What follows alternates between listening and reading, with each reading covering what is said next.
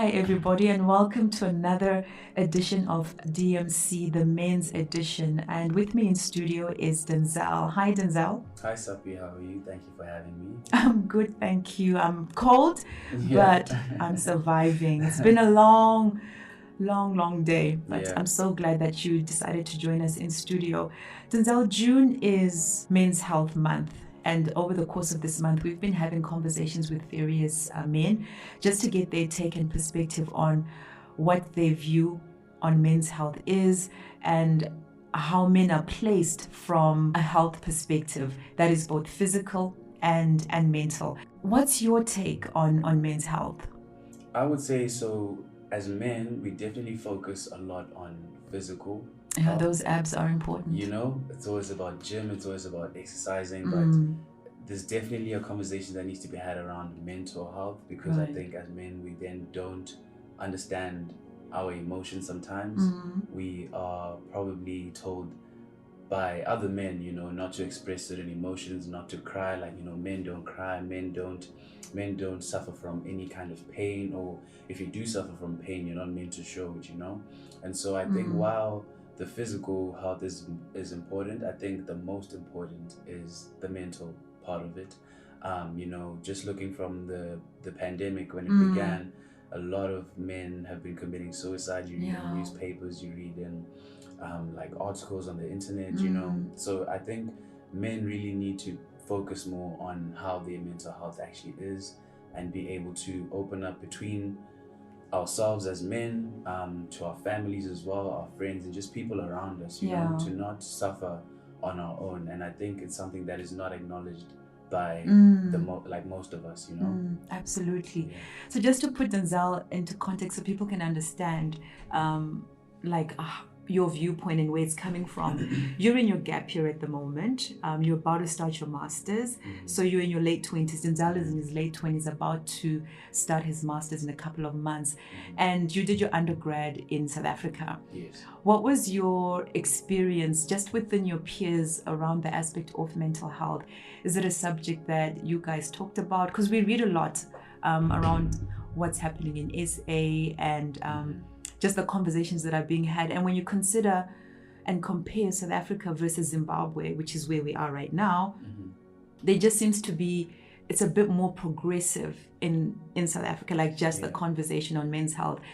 How did you as a university student cope, make sure that you are sane? Because there's all sorts of pressures. It's very true. Yeah. I think I was fortunate enough to have a group of friends where we got to university, and when everyone gets to university, you're just excited about the freedom that you have away from home. Oh my gosh. It's almost Orientation week. yeah, it's almost as if like you don't actually think of the time when reality hits, and maybe you have so many assignments, you have exams, maybe in your social life things are not going so well.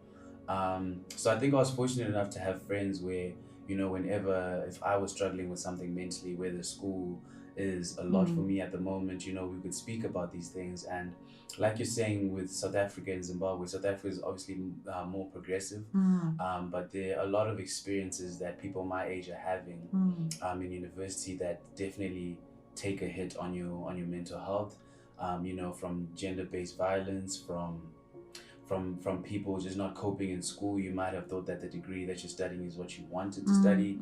You get there, you figure out you hate it. Right. And there's then pressure at home. At home is going to say, yeah, we're you've paying got that black fees tax and at the back of your mind that I need to finish in 3 years and all of those things. So I think at that age, I think that's where people really struggle with mental health the most, because you're also having to grow out of your own little shell. You're by yourself. You have to stand on your own and be able to take care of yourself. So a lot of times, some people struggle with that. And I think I went through my own phases of really feeling like I'm about to give up. But just the friends that are around me, the people that were around me, the conversations and being able to open up and just say, guys, I'm really not well at the moment. Certain things are stressing me, certain things are getting to me. But they were then there to be supportive and tell me that I'm not alone. They would also even open up about their own struggles. Right. So that then they're suddenly you don't facing. feel like there's something wrong with you for feeling a specific way. Yeah. So it's also like that really taught me that, you know, you might think you're the only person that is probably going through these things, but for all you know, your friend might be going through worse in their own eyes or in our own eyes. And sharing makes it better for them and for you. Makes it better. So that's why it's like a message for, you know, the rest of the men out there that, you know, sharing in general just does a lot more than holding things into yourself. The other thing that I learned was that the power of the mind is not a joke. Yeah. Because, you know, when you don't share these things, when you don't get another perspective of your experiences, now your head is just going in circles, and, you know, it can drive you crazy. And I think that's why when some people then get to a point of maybe committing suicide or anything, is because they felt like they were alone. They felt like their problems maybe couldn't be understood, or maybe they're too big to come back from those problems, and then, you know, they thought that that was the best way to go about it. Right. Yeah. You mentioned, as you were talking, the aspect of gender-based violence. I'm thinking you guys are on campus, first year, second year, etc. So when you say gender-based violence, are you speaking from the fact that some of your friends or peers were perpetrators of gender-based violence? And if that's the case, then what drove them to that point with their partners? So from this perspective, it was just more of from the outside looking in, because I know that there were certain events that happened that then made those conversations start. So I'm not sure if you remember, there's a story of a girl, Uyinene, who was raped and died at the post office. The post office, sure. And that started a trend on social media where a lot of people who had experienced sexual assault, they were coming out and, you know, outing these perpetrators who were probably amongst us or someone that we knew. And from those conversations, we were then also trying to see how us as men have been contributing to this issue, how we can help fix these issues, and how we can be better ourselves to, you know, let the females around us know that they can feel safe around us. So it was definitely a thing of seeing mental health from both the perspective of someone that's been assaulted, and then someone who has assaulted could feel like, no, it's an attack. But until they're told and made to understand that, no, in this situation, you should have done this, or you were wrong in this way. And then you're able to see that, okay, this is how I need to be as a person moving forward.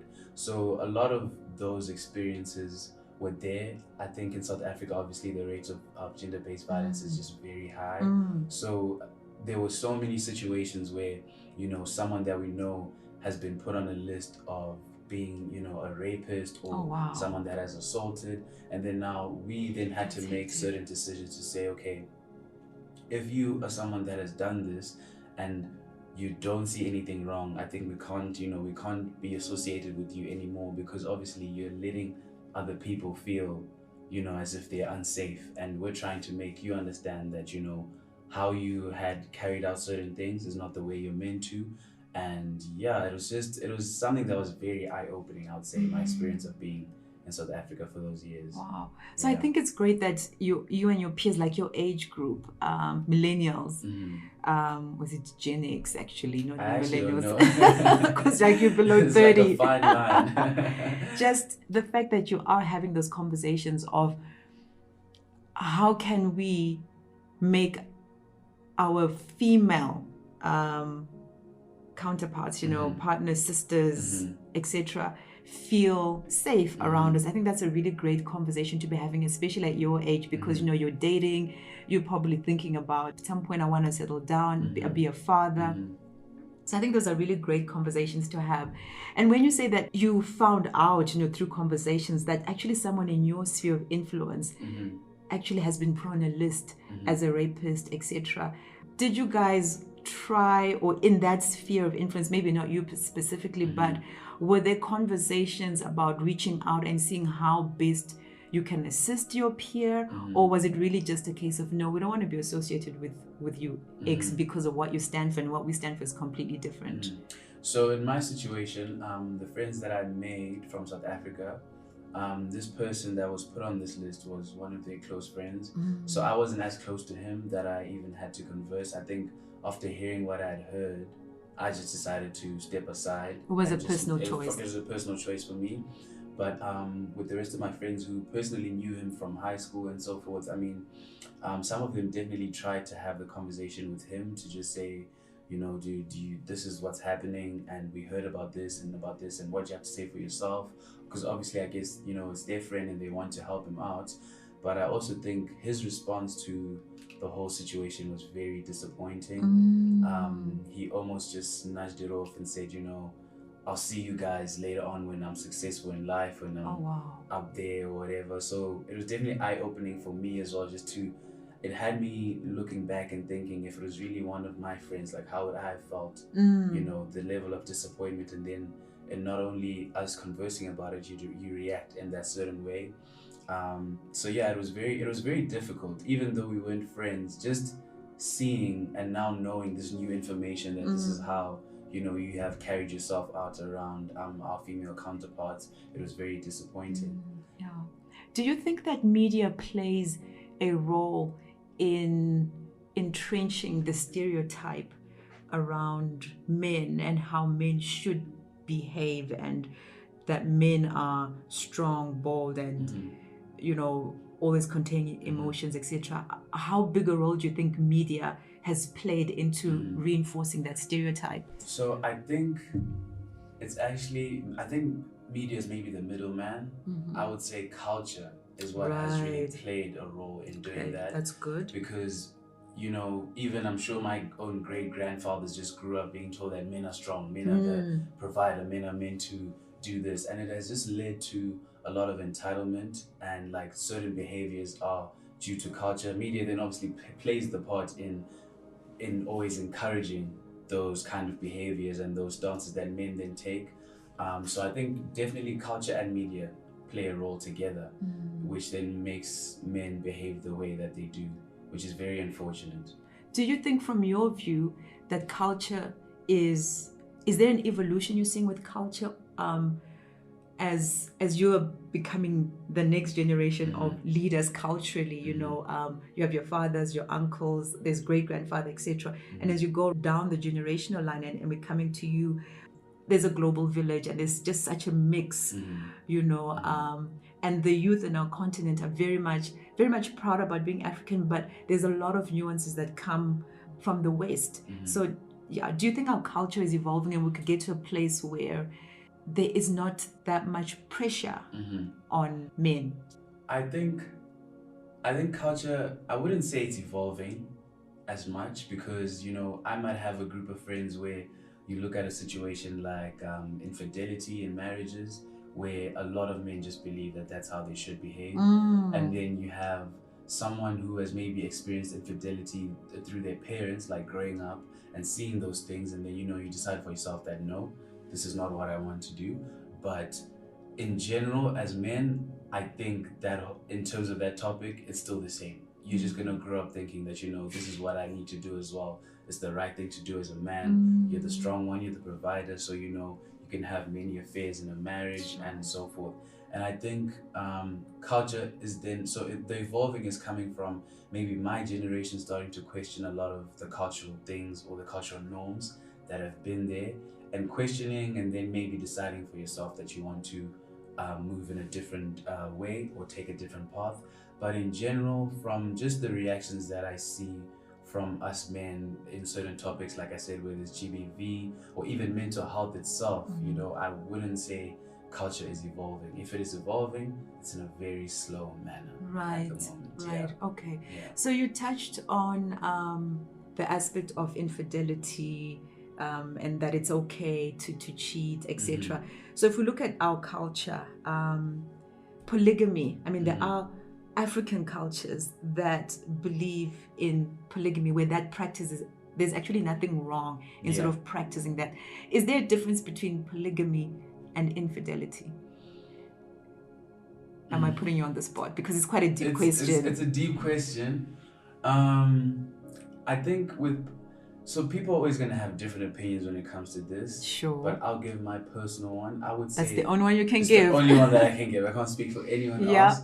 I would say that there's no difference, because, okay, with polygamy, I'm assuming if we're labeling it as that, that means that the wife or the wives are also aware of the situation Yeah. that's happening. Yeah. So I guess they can be okay with it. Mm. But I even feel like even if they know that that's the situation, that's how things are, they have feelings, and I'm sure they are probably forced not to express those feelings because you might get married to someone and then now you have to share them. I'm not too sure of how many people are happy with such a situation. And then with infidelity, I guess maybe in a marriage you are assuming that you're married to your partner and then you find out that they're cheating or having an affair and you'll still be hurt. So I always think that there's no difference between the two. I think in general it's a crazy idea, at least. Okay. To me. And I'm asking that because obviously in the context of the conversation we're having, it's really on the impact that then has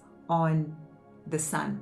Because in this case we're talking about men and mental health issues and culture. Yeah. And so I just wanted to see if you felt there was a difference between infidelity and polygamy from a culture perspective. But obviously the key thing that we want to draw out from you is how does that impact the male child?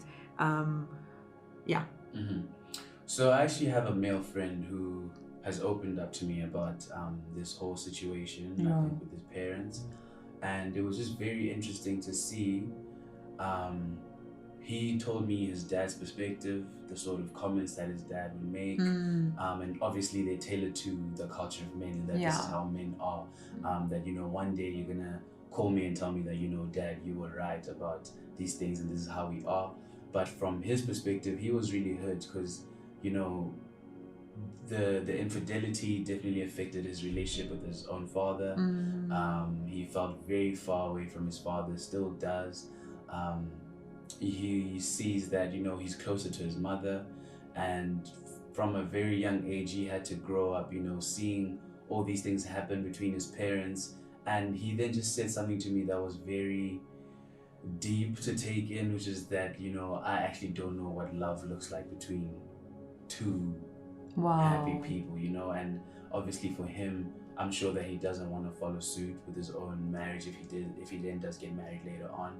But it definitely affected his family in a lot of ways, you know. Even his own siblings as well have a certain feeling towards their father at times, where they're unhappy, where they feel if he's there, you know, they can't be themselves in the house because they're just not as close to their father as they need to be.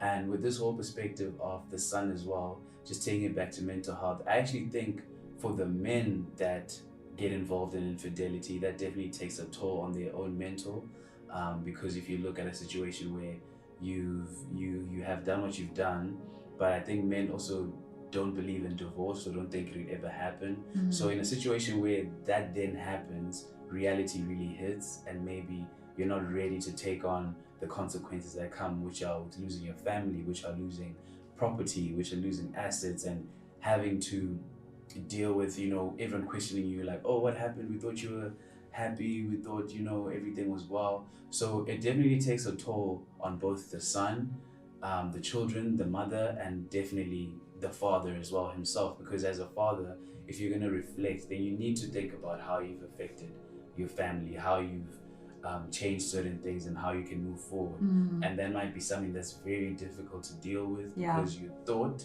that, you know, this is how men are, but then considering the consequences, now your mindset needs to change and maybe accept and acknowledge that, you know, maybe I could have done things a different way. Right. Okay, I hear you.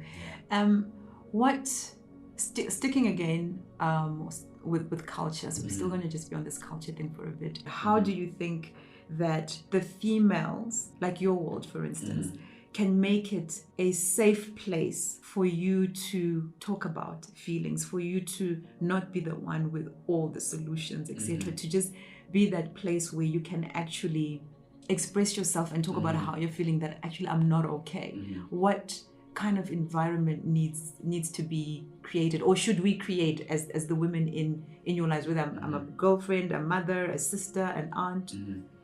So I actually think, I guess it's a 50-50 thing, like you meet halfway. But from my understanding is that I definitely feel like women probably do create that safe environment, or at least try. but it's us men that then make it hard for ourselves to feel like, no.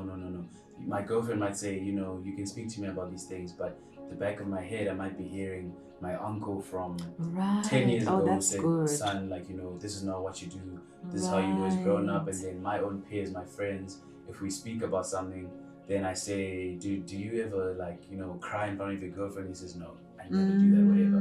So then that then makes myself put pressure on myself to not express myself, even though that safe environment is being offered to me as well. So I think that's why I'm saying that it definitely has to be a meet halfway kind of situation where in at least in my world, I'm definitely offered the safe environment. So I've grown up to just know that I can speak on certain things, and no matter how hard it might be, it's gonna be okay. And sharing is the best possible solution there is, or at least it's a start.